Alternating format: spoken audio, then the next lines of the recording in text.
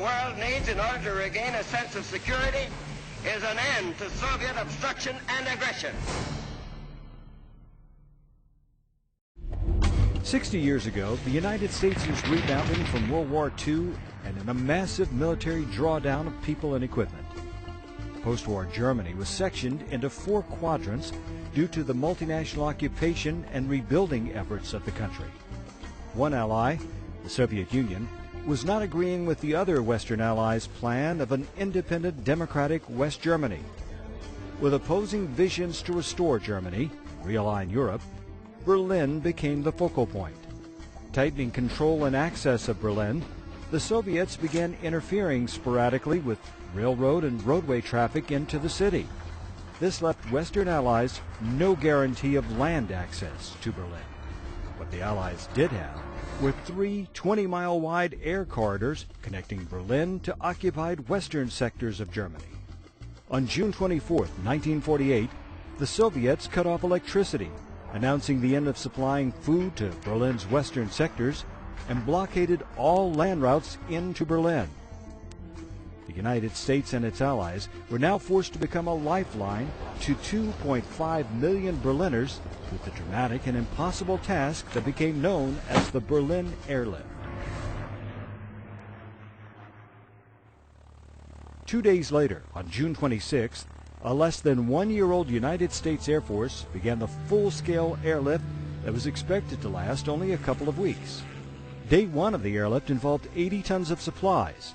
At the time, there were only 102 C-47s and 2 C-54 transports available to Americans in the European theater. At the height of Operation Vittles, Allies were landing in Berlin every 3 minutes.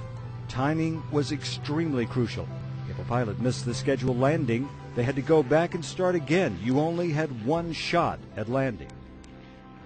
Air Force leadership established a pattern of one-way operations, 2 corridors going in and 1 going out. Aircraft flew at as many as 5 different altitudes separated by 15-minute intervals. The objective was to keep 65% of the aircraft airborne each day.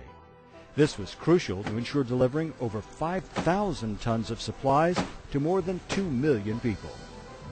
Allied airmen set the record of delivering 13,000 tons of cargo on April 17, 1948, a date famously known as the Easter Parade.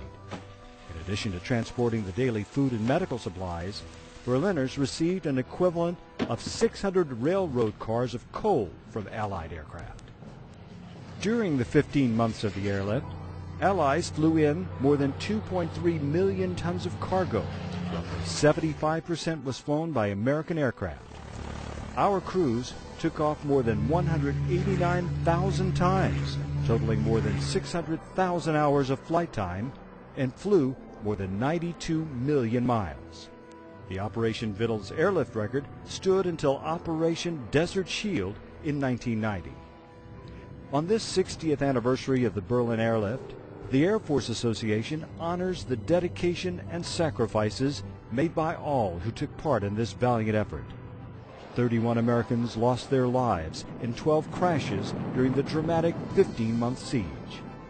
The stories of those who took part in Operation Vittles are varied, but all shared one resonating sense of purpose. They all knew they were doing something important, something that was right. It was simple.